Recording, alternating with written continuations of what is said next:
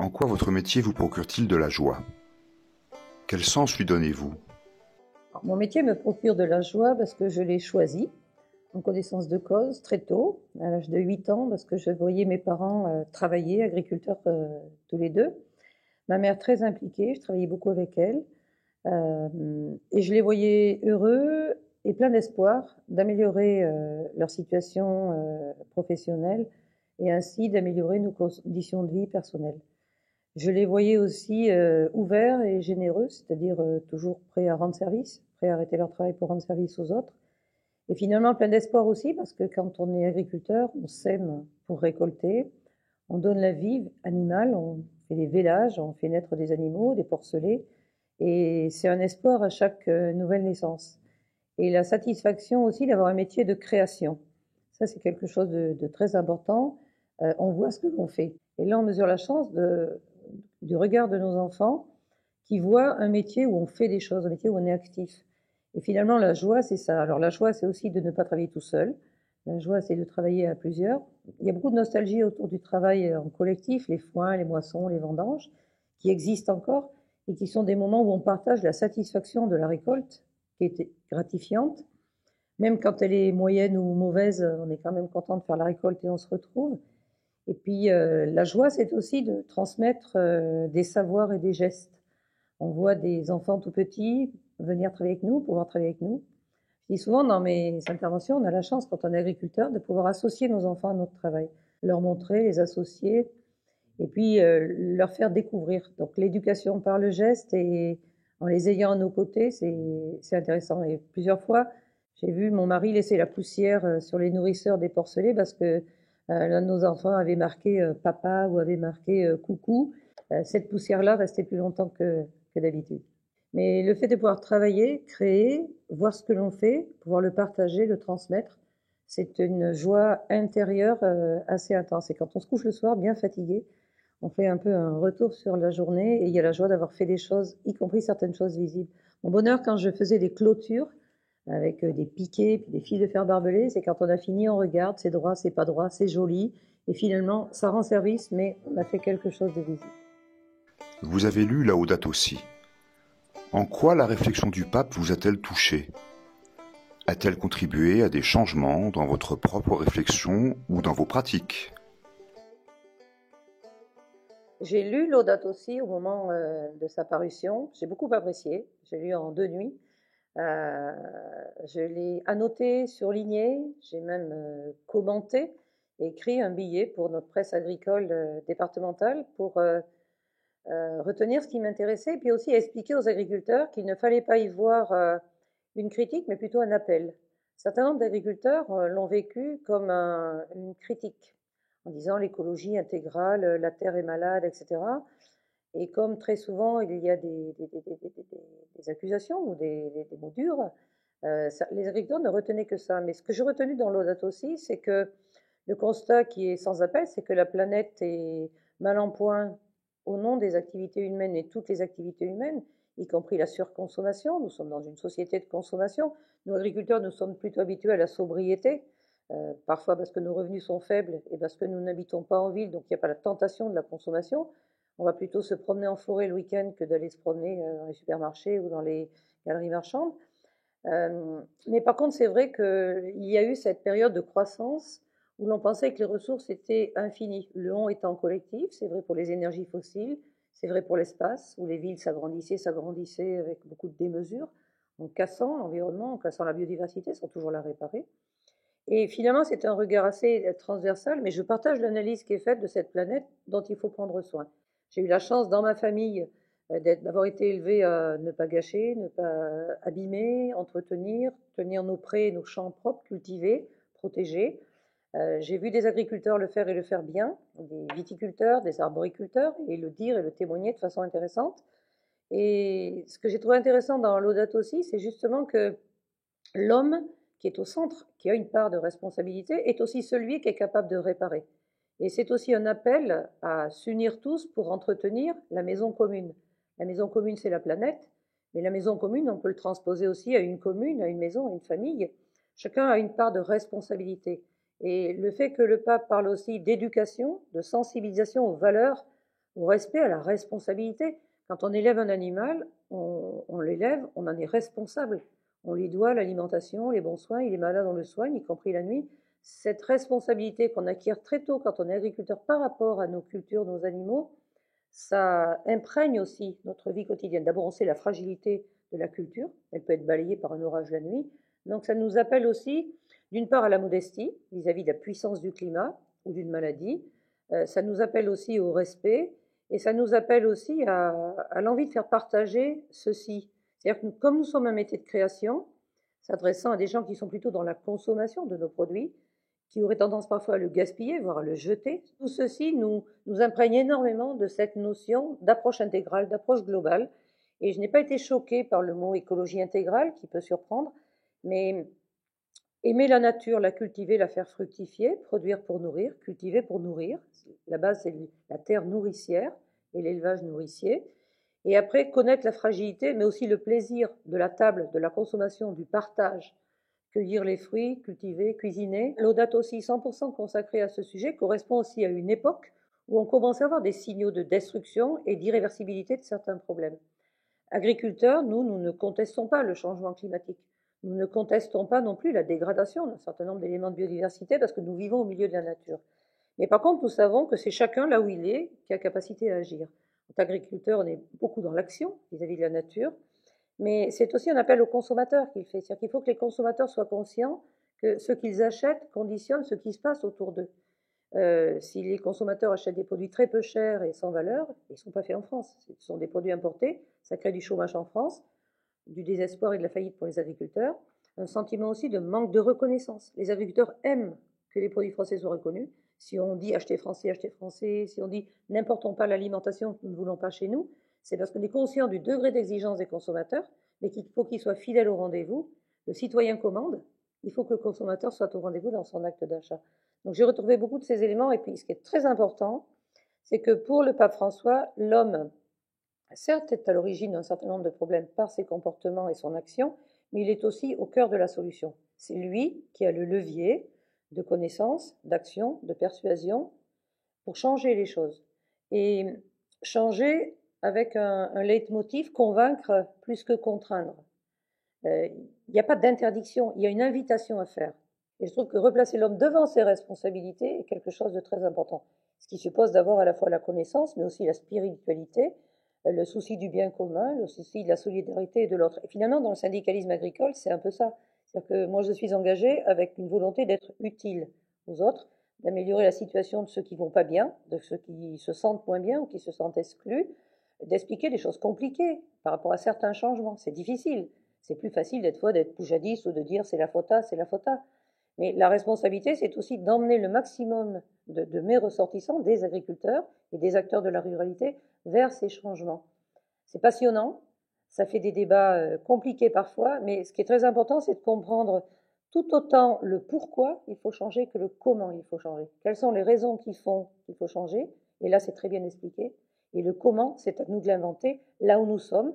Ce ne sont pas les mêmes solutions pour les agriculteurs et pour les industriels. Ce ne sont pas les mêmes solutions pour les citadins et pour les ruraux. Ce ne sont pas les mêmes solutions pour les jeunes et pour les moins jeunes. Mais quand on est en responsabilité, chef d'entreprise, acteur, on a une responsabilité plus. Pouvez-vous nous expliquer à quels dilemmes sont aujourd'hui confrontés les agriculteurs français? Entre la politique agricole commune, les politiques nationales, les contraintes économiques et la prise en compte de l'urgence écologique, quel chemin tracer? La vie est faite de choix. Mais lorsqu'il y a des dilemmes très visibles et pénalisants, c'est compliqué. Et c'est vrai que les agriculteurs sont aujourd'hui confrontés à un certain nombre de dilemmes. Par exemple, jamais les consommateurs français n'ont consacré aussi peu d'argent à leur alimentation. 13% du budget. Du temps de ma maman, c'était 22%. Mais jamais les consommateurs n'ont été aussi exigeants qu'aujourd'hui. Donc le plus petit budget et le plus d'exigences. C'est compliqué. Ce qui laisse cours aussi à l'importation de produits qui ne respectent pas les mêmes règles, qui sont fabriqués par des gens qui gagnent moins d'argent que les salariés français et qui arrivent moins cher. Concurrence. Donc, dilemme du consommateur et du citoyen, dilemme aussi d'une Europe qui n'est pas assez aboutie, puisqu'elle a fixé des règles dans les pays, mais elle a créé un marché commun ouvert et les produits circulent, et tous les pays n'ont pas les mêmes règles. Et de plus, les accords commerciaux sont signés avec l'Amérique du Sud, avec le Canada, la Nouvelle-Zélande, et qui font venir des produits venant d'ailleurs qui ne respectent pas du tout les mêmes règles. Donc, avoir des exigences premium, les complications et les coûts qui vont avec, et avoir des frontières passoires qui laissent rentrer ces produits, pour les agriculteurs, c'est humiliant, parce qu'on leur dit en quelque sorte, allez, soyez meilleurs, soyez plus compétitifs, et c'est comme si on mettait sur un même ring de boxe un poids plume et un poids lourd. On sait qui va gagner à la fin. Donc ça, c'est un vrai dilemme. Un autre dilemme aussi, c'est de remplir une fonction essentielle, l'alimentation, et de ne pas être suffisamment reconnu pour cela. Beaucoup disent, mais on nous a demandé de produire. Oui, c'est vrai.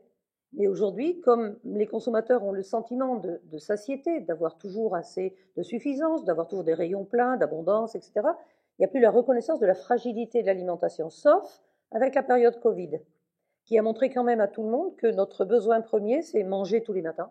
Eh bien, en France, finalement, des gens ont eu peur de manquer. On fait la queue devant les magasins. On a acheté plus 300% de pâtes avant le confinement de peur de manquer.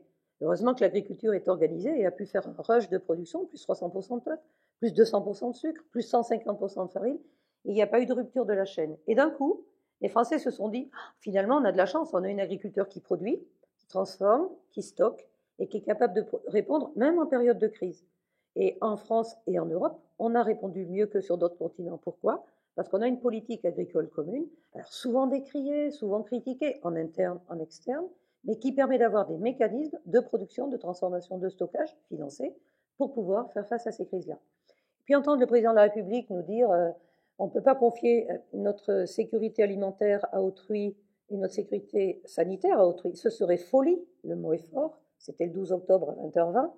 Et puis dire ensuite qu'il faut repenser notre souveraineté alimentaire et sanitaire et industrielle, cela suppose des choix courageux et je les assumerai. Donc c'est une reconsidération que finalement l'alimentation, c'est capital. Là, les agriculteurs étaient contents et j'espère qu'il en resterait quelque chose. Notre souhait, c'est vraiment que cette parenthèse positive ne soit pas suivie par des critiques. Malheureusement, ça revient avec des gens qui veulent tout de suite. Sur l'écologie, il faudrait résoudre tous les problèmes tout de suite. L'écologie, c'est compliqué. On parle de transition écologique, ça veut dire qu'il faut des temps longs. Tous les ministres qui se sont succédés parlent de transition.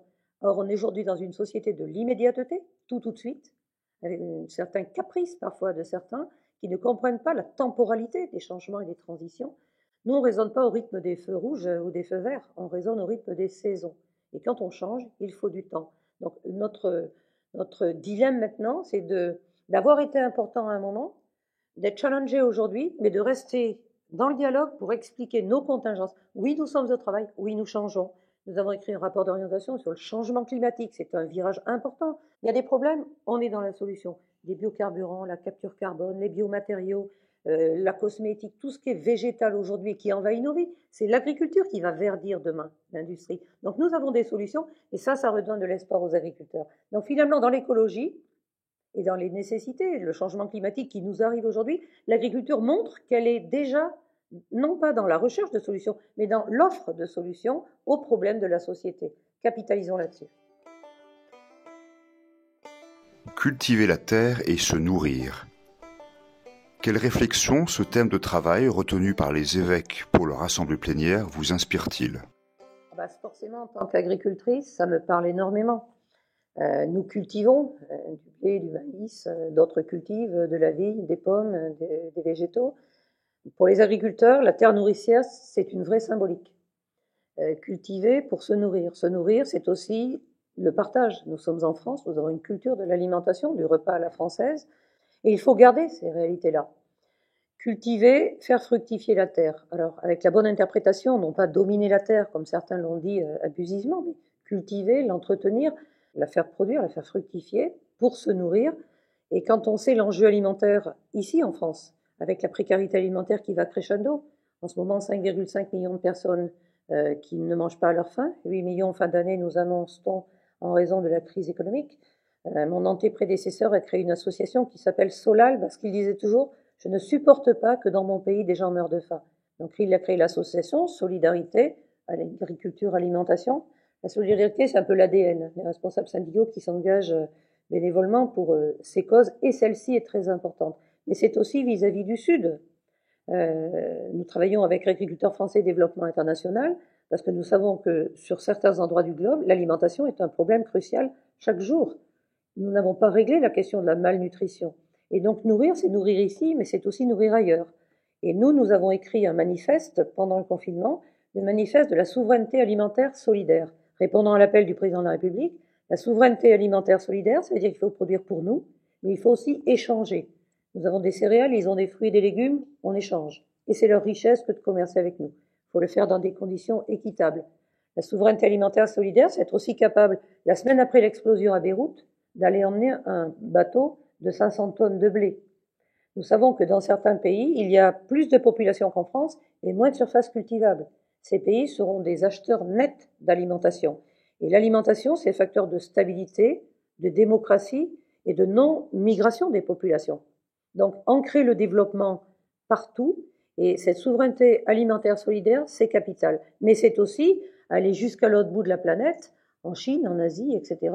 Mais c'est aussi importer des produits qui viennent de là-bas, parce qu'on commerce et les échanges feront partie. Donc, bien sûr, il faut repenser certainement les modes de commerce, parce que l'empreinte carbone pèse très lourd.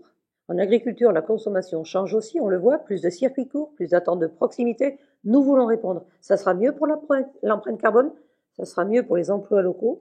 On fait des projets alimentaires territoriaux où 50% de l'alimentation va être locale et donc on espère mieux rémunérer aux producteurs. Donc finalement, on est dans l'écologie intégrale parce qu'on amène des solutions les unes après les autres. Ça sera mieux pour l'empreinte carbone, ça sera mieux pour la biodiversité, ça sera mieux pour les emplois locaux. Un mot tout de même sur cette crise Covid que certains ont interprétée abusivement. En tant qu'agricultrice, j'ai été blessée d'entendre que c'était la faute de l'agriculture intensive. On l'a entendu. Mais un pangolin, une chauve-souris sur un marché en Chine, venant de terres déforestées. Donc l'intensification, c'est là-bas, la déforestation, c'est là-bas. En France, la surface en forêt augmente. Donc attention aussi aux analyses parfois trop globalisantes ou militantes. Moi, je suis une pragmatique, je regarde les chiffres. Et ce que nous voyons par contre, c'est que en France, nous avons une agriculture semi-intensive, c'est vrai, mais qui, parce qu'elle est semi-intensive, a beaucoup d'actifs et beaucoup d'hommes. Nous sommes une agriculture nombreuse et nous souhaitons la garder, plus dans certaines régions que dans d'autres. J'ai raison dans mes deux départements de cœur, le Cantal, mon département d'origine, et le Maine-et-Loire, mon département d'adoption aujourd'hui, d'avoir des exploitations familiales nombreuses et avec une vraie solidarité, humanité, esprit de transmission. Ça, c'est une vraie richesse de l'agriculture à la française. Et c'est vraiment quelque chose pourquoi nous militons. Donc ça suppose le partage du foncier, le partage des moyens de production, une rémunération juste pour les agriculteurs, parce que c'est difficile de faire des transitions quand on gagne pas sa vie. Donc c'est un tout cohérent. Et c'est pour ça que l'appel que nous lançons aux consommateurs, l'appel du dialogue, c'est de dire, vous aimez l'agriculture française, vous aimez les agriculteurs, soutenez-les par l'alimentation, achetez les produits français, vous maintiendrez vos emplois en France, et on gardera ce bien vivre ensemble. Et il faut que là où il y a des ruptures de compréhension, par le dialogue, on arrive à se retrouver.